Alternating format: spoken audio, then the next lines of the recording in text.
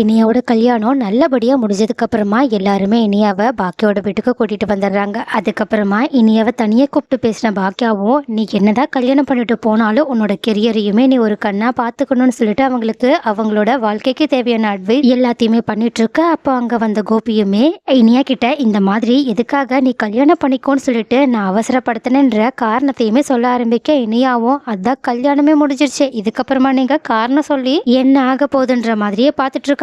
அதுக்கப்புறமா வீட்டில் இருக்கவங்க எல்லாருமே இனியா மேல இருக்க பாசத்தை வெளிப்படுத்திக்கிட்டு இருக்க. இதை பார்க்குற சுதாகரோட குடும்பமும் கொஞ்சம் ஆச்சரியத்தோட தான் நின்றுட்டு இருக்காங்க. அதுக்கப்புறமா சுதாகர், நீங்க எதுக்கும் கவலைப்படாதீங்க, இதுக்கப்புறமா இனியா எங்க பொண்ணு மாதிரின்னு சொல்லிட்டு அவங்க மறு வீட்டுக்காக இனியாவை அவங்களோட வீட்டுக்கு கூட்டிட்டு போயிட்டு வீட்டுல செய்ய வேண்டிய சடங்குகள் எல்லாத்தையுமே செஞ்சு விளக்குமே பத்த வைக்கிறாங்க. இது எல்லாத்தையுமே பாக்கிய ஆனந்த கண்ணீரோட பார்த்து ரசிச்சிட்டு இருக்காங்க. பட் அடுத்த நாளே சுதாகர் தன்னோட சுயரூபத்தை காட்ட ஆரம்பிச்சிடுறாங்க. ஏன்னா அவங்க அடுத்த நாளே பாக்கியோட ரெஸ்டாரண்ட்டுக்கு வந்து இந்த மாதிரி அவங்க சைன் பண்ண பத்திரத்தை எடுத்து பாக்கியா முன்னாடி காட்ட, அதை பார்த்துட்டு பாக்கியா அதிர்ச்சியில உறைஞ்சி போய் நின்றுட்டு இருக்காங்க. ஏன்னா அதுல இந்த ஹோட்டல்ல பாக்கியா இனியாவுக்கு கல்யாண கிஃப்டா கொடுத்ததான் எழுதியிருக்கு. இதை பார்த்துட்டு பாக்கியா கொஞ்சம் கோபத்தோட, நீங்க எதுக்காக எங்களை நம்ம வச்சு கழுத்தறுத்தீங்கன்னு கேட்க, ஆனா சுதாகரும் ரொம்பவே கூலா, உங்களோட பொண்ணுக்கு நீங்க கிஃப்ட் கொடுத்துருக்கீங்க, இதுக்காக இதுல என்னெல்லாம் தப்பா பேசுறீங்கன்னு கேட்க, இதனால இப்படி சுதாகர் கூலா பேசுறத பார்த்த பாக்கியாவோ இதுதான் உண்மையாவே இவங்களோட சுயரூபன்றதை தெரிஞ்சுக்கிட்டு ரொம்பவே